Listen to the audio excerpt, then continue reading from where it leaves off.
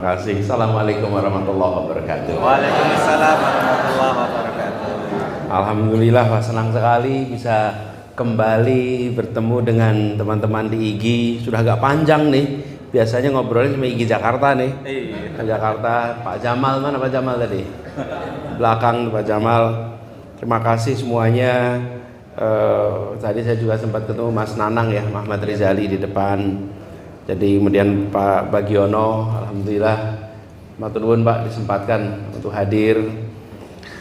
Saya berdiri aja dah biar kelihatan nih. Yang belakang nggak kelihatan soalnya ya. Alhamdulillah nyambung semua di sini. Pak Sekjen, Pak Jasmin, saya beberapa waktu yang lalu, berapa hari ya Pak? Selasa ya kalau nggak salah, kita Selasa ketemu. Saya bilang insya Allah hadir. Cuman kan kalau Jumat malam di Jakarta itu kan menantang ya. Betul nggak? Waktu paling menantang keluar dari Jakarta. Jakarta itu nggak macet Bapak Ibu. Kalau jalannya jam 2 pagi. Kosong Bapak Ibu. Kosong. 2 pagi kok enggak. Tapi kalau Jumat sore, bukan hanya Jakarta, seluruh dunia. Semua kota besar kalau Jumat sore pasti pasti macet. Nah, jadi alhamdulillah tadi saya dari kawasan Jenderal Sudirman naik MRT dulu sampai ke Fatmawati, pindah mobil pakai tol ke sini. Dan sampai itu tetap saja masih panjang jalannya. Jadi saya senang bisa nyambung lagi Bapak Ibu. Dan ini raker, mudah-mudahan agenda-agenda rencana kerja yang dibahas di sini bisa tuntas nantinya. Ini berkumpul dari mana saja jadi? Seluruh Indonesia ya? Wow, semuanya.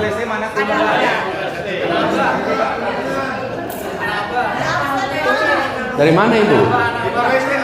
Oh, coba gini. Kita pergugus saja coba. Gugus. Kalimantan acungan tangan. Oh, Kalimantan nih. Sumatera acungan tangan.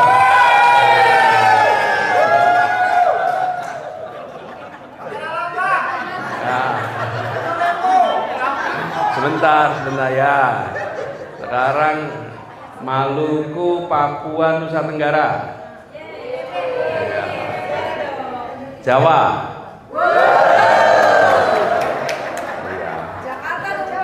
Ya Jawa lah.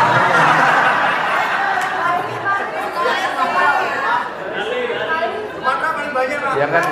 Oh Bali ya. Ya gugus. Mana Bali? Oh ya. Nah tadi belum Sulawesi. Mana Sulawesi? Udah tadi. Alhamdulillah. Tapi memang Pak, kalau ketemu guru itu ekspresif. Guru itu penuh semangat. Tadi saya naik ke atas saja, begitu sampai terima kasih Pak. Waduh, ini betul. Rasanya kayak ke sekolah. Alhamdulillah senang bisa ketemu lagi sejak awal. Jadi ketika di gedung A itu kalau tidak salah tahun 2011 2012 ya. 2011 ya. 2011 bulan Juni 2011, Masya Allah. Tapi Pak Surti awet muda Pak sampai sekarang. Nah, satu hal sekarang saya ngobrol juga sama Pak Nanang. Satu hal yang menarik ketika kita bicara tentang organisasi profesi adalah bagaimana organisasi profesi itu betul-betul mengembangkan kompetensi profesionalismenya. Jadi Ibu sekalian, menjadi guru di era yang perubahan terjadi sangat luar biasa cepat. Karena itulah menurut saya IGI menjadi wahana yang menarik. Yang saya temukan guru-guru di sini selalu punya keinginan untuk belajar. Program-program pembelajaran itu jalan.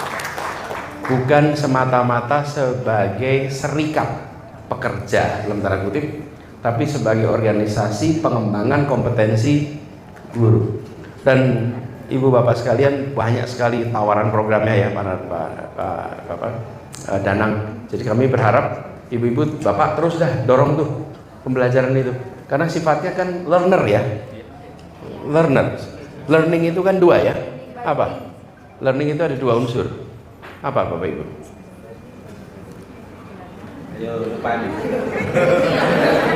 Learning itu ada dua unsur. Apa? Halo. Takut salah ya? Jangan takut salah. Takut malu. Enggak lah, learning. Bukan. Apa kira-kira? Learning itu ada dua unsurnya. Apa? Ya? Belajar. Apalagi? Ya. Mengajar. Ya. Gini, ini learning itu dua. Satu, to learn. Dua, to unlearn. To learn. Nah, kebanyakan dari kita ketika bicara learning cuma satu, to learn. Oke, lupa yang kedua. Namanya unlearn. Jadi learning and unlearning. Apa unlearn itu? Saya juga belum menemukan bahasa Indonesianya, Bu. Bapak Ibu belum ketemu saya. Apa unlearn yang paling tepat itu? Kalau to learn kita tahu ya. Ya kan? Belajar terus menerus mengetahui apakah by doing, by reading, by apapun. Tapi unlearn ini nggak kalah penting. Apa unlearn itu kira-kira? Tebak. Educated guess, Pak. Apa unlearn itu? Itu dia, menghapus kebiasaan lama. Jadi kan kalau to learn itu untuk membuat yang baru kan, mengetahui yang. Kalau yang unlearn, yang udah lapot, yang udah tinggal tuh. Nah, keterampilan kita seringkali diasah pada yang pertama, tapi tidak diasah pada yang kedua, sehingga sering sulit sekali meninggalkan yang sudah jadi kebiasaan lama. Padahal persyaratan learning itu dua. Apa tadi? To learn sama unlearn. Nah, yang kedua ini Ibu yang saya boleh usul, Bapak Ibu sekalian di IG, yuk diseriusin yuk. Didaftar apa-apa saja yang kita harus sudah tinggalkan sekarang. Karena kita akan mengalami perubahan yang begitu cepat. Nah, begitu cepat itu nggak bisa. Ini adalah yang harus unlearning itu apa? Itu bahan barang-barang kalau misalnya muatan yang membebani. Membebani itu harus dilepas. Nah, di dalam proses pembelajaran itu ini sekali lah. Ibu Bapak pasti udah tahu lah. Saya ini bicarakan seperti ini tuh kalau bahasa itu menggarami air laut tuh ya. Ibu udah tahu, Bapak udah tahu. Tapi saya ingin garis bawain aja tuh, ya learn gitu ya. Lalu hari ini kita ketemu dengan situasi di mana teknologi bergerak begitu cepat. Bener ya Bu ya, Bapak Ibu. Jadi kalau boleh saya titip pesan nih, titip buat diri saya sendiri dan semua. Ada 3 thinking yang saya rasa penting untuk kita semua. Kira-kira apa 3 thinking itu? Apalagi? Apa? Satu tadi? Critical thinking. Yang kedua? Boleh, tapi rasa ini kita top 3-nya aja. Top 3-nya apa? Kalau boleh usul nih, 1 critical, yang kedua creative thinking, yang ketiga kreatif masukin inovatif aja. Inovatif masuk itu. Adaptive thinking. Kalau saya berusul 3 itu Bu, supaya gampang ingat-ingat ya. Critical thinking itu kita selalu bisa memunculkan pertanyaan-pertanyaan atas apapun yang kita lihat. Pertanyaan-pertanyaan ini bisa memunculkan critical thinking. Hampir tidak mungkin orang memiliki creative thinking tanpa punya critical thinking. Critical thinking itu hulu. Dari critical thinking muncul creative thinking itu apa sih? Sederhananya gini. Solusi baru atas persoalan lama, gitu kira-kira. Gampang ya? Solusi baru atas persoalan punya bukan learners, anaknya apalagi. Betul nggak saya? Jadi menurut saya kalau boleh nih, 1 learning 2 unsur, kemudian thinkingnya dari 3 aja, biar nggak susah-susah nih. Ingat-ingatnya juga simple. Apa tadi? Critical thinking, creative thinking, adaptive thinking. Nanti Ibu Bapak tinggal manfaatin aja itu. Apakah namanya AI, apa Google tuh kembangkan tuh 3 itu tuh untuk elaborasi lebih jauh. Nah, Dan kita sekarang hidup di era di mana ada artificial intelligence. Ibu bapak pakai juga AI? Pakai. Itu betul-betul membuat kita mengalami lompatan efisiensi dalam pembelajaran. Terasa ya, Bu? Wah, itu dahsyat sekali. Nah, kita perlu bekali anak-anak kita dengan teknik-teknik pemanfaatan AI ini. Karena memang ada hal-hal yang tidak bisa tergantikan dari manusia. Tidak bisa tergantikan. Jadi ini yang perlu kita jaga. Jangan sampai anak-anak kita tidak dibekali dengan toolsnya, akhirnya mereka menggunakan AI untuk menggantikan dirinya. Harus itu dipakai sebagai sparring partner. Dan itu artinya ya kita yang mengajarkan kepada mereka bagaimana caranya bisa bekerja dengan memanfaatkan AI dengan baik. Ini Bu sekalian, ke depan tidak ada pilihan lain Bu sekalian, bahwa kita harus memanfaatkan alat ini secara optimal, dan kita harus terbuka Ibu sekalian untuk mengubah ini cara bekerja kita semua. Walaupun kemajuan teknologi itu berjalannya cepat, dan dalam hitungan sebenarnya sekitar 20-30 tahun terakhir ini kita sudah merasakan pergeseran yang signifikan. Tapi saya ingin memberikan sedikit catatan saja, bahwa kita ini harus menggeser dari sumber informasi menjadi pemandu informasi. Karena anak-anak kita kan bisa dapat dari mana saja, bukan? Dan jangan dilarang. Saya pernah datang Bu sebuah tempat di mana anak-anak itu nggak boleh pegang laptop, anak-anak tidak boleh pegang HP. Ini ada dua paradigma memang dalam persoalan menghadapi perubahan itu. Satu pendekatan isolasi, satu pendekatan imunisasi. Isolasi itu gini, saking takutnya tertular, jadi diisolasi. Atau cara yang kedua, diberikan imunisasi sehingga dia tahan untuk tidak tertular.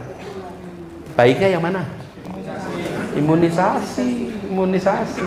Nah, imunisasi itu harus diberikan kepada anak. Ada peran negara untuk melakukan isolasi. Kenapa? Ya karena memang sebagian itu harus diblok. Betul nggak Presiden? Tapi kecepatan negara melakukan blocking itu nggak akan mungkin bisa mengalahkan sumbernya yang terus bergerak makin banyak. Jadi saya mengingatkan pada kita semua bergeser jadi pembimbing. Seperti kira-kira gini, pemandu naik gunung Bapak Ibu. Pemandu naik gunung itu kan bukan gotong yang mau naik gunung kan? Dia dampingin saja, memberitahu kalau pakai rute ini nanti risiko tebing, kalau pakai rute ini risiko terjal, kalau pakai rute ini kan begitu. Nah, ini yang harus kita kerjakan sama-sama sekalian. Jadi sementara kalau kita pakai model isolasi Bu, setebal apapun tembok pembatas informasi, dia tidak mungkin bisa menghalangi rasa ingin tahu. Setebal apapun tembok menghalangi, dia tidak bisa menghalangi rasa ingin. Mungkin rasa ingin tahu itu selalu akan tembus. Nah, tapi kita perlu teknik-teknik baru nih, bagaimana membuat anak-anak kita imun dengan itu. Nah, karenanya saya titip Bapak sekalian kalau boleh yang tadi 3 tadi, apa tadi? Critical thinking, creative thinking. Nah, lalu Bapak sekalian, kita ingat betapa anak-anak kita sering membutuhkan guru bukan sekedar pengajar di mata pelajarannya, tapi membutuhkan guru sebagai teman. Betul kan? Teman. Dan ibu-ibu bapak udah tahu persis bahwa ibu lebih pengalaman ngajar daripada kita. Saya paling tidak. Ibu bapak lebih banyak pengalaman ngajar. Karena itu saya ingin sekedar reflektif saja sekarang. Ibu bapak semua di sini sudah mengajar lebih dari 20 tahun, acungkan tangan. Masya Allah, 20 tahun.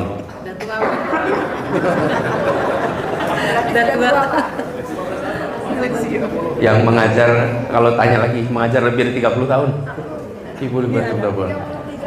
Masya Allah. Tepuk tangan buat semua loh. Ya. Sudah mau pensiun. Guru tuh pensiunnya administratifnya. Sebagai gurunya tidak pernah pensiun. Ya kan? Makanya kami itu dulu di Jakarta, Bu, khusus untuk guru, dosen di Jakarta tidak dikenakan PBB, Bu. Nggak bayar PBB kalau guru di Jakarta itu. Kenapa? Lah kita utang budi sama guru-guru. Masuk kehadiran di kota ini dipajekin. Itu kita akan bilang terima kasih kepada guru-guru. Dan seumur hidup aja udah guru-guru itu. Nah, tapi gini, kenapa saya tanya Ibu sekalian? Pertanyaannya nih Ibu sekalian, sudahkah kita jadi teman anak-anak kita? Amin, mudah-mudahan. Mudah-mudahan. Ibu, bapak yang sudah mengajar 20 tahun, 30 tahun, mungkin ada 10 tahun, 5 tahun. Pertanyaannya, berapa jumlah guru yang pernah ngajar kita ya? Yang ngajar kita, guru kita dulu. SD, SMP, SMA, kuliah. Berapa?